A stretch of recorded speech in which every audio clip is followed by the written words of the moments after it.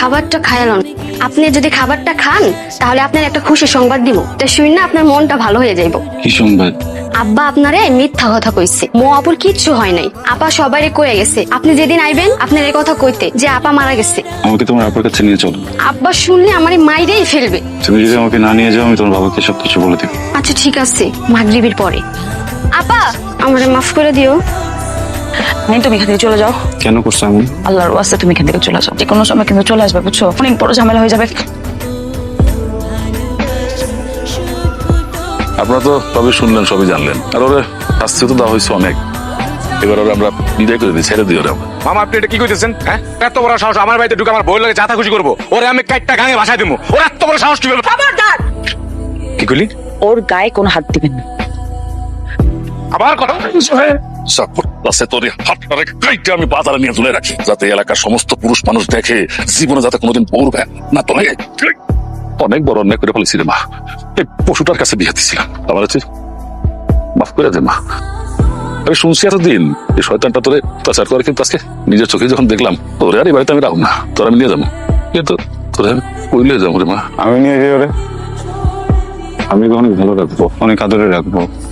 কোনোদিন এমন কিছু করবো না যেটা তো কষ্ট পায়। কোনোদিন ওর দিকে কড়া চোখে তাকাবো না। মানুষটা তো আমারই, আমার মানুষটাকে আমার কাছে ফিরে দেন না কেউ। আমাকে বলতেছো নিয়ে যাবা, মাইয়া তো আমার বিবাহিতা। দুদিন পরে যখন তোমার কথাটা মনে পড়বো, তখন যে তুমিও পশুটার মতো লাগে আচরণ করবো না, তার কি গ্যারান্টি আছে? আপনি ওকে আরো 100টা বিয়ে দেন, আমি তখন ওকে এইভাবেই ভালোবাসবো। আমি না ওকে কোনো স্বার্থে ভালোবাসি নেই, আমি ওকে ভালোবাসি কারণ আমি ওকে ভালোবাসি। আমার প্রথম ভালোবাসা, একবার ওকে হারাইছি, আরেকবার ওকে হারাইতে পারবো না কেন?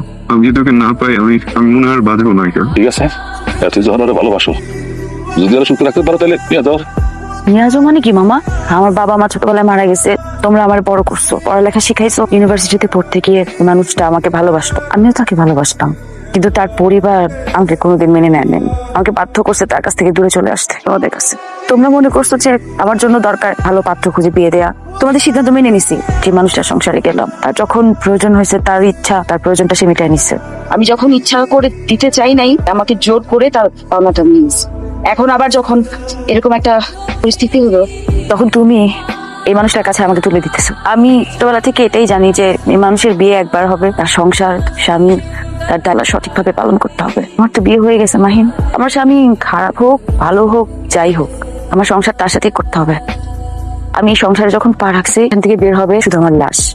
আমি অনেক করে ফেলছি, ভাবছিলাম তুমি যদি কোনো সুযোগ পাও তুমি আমাকে ছেড়ে চলে যাবা, সেজন্য আমি তোমার সাথে অনেক অপরাধ করে ফেলেছি, ক্ষমা করে দাও।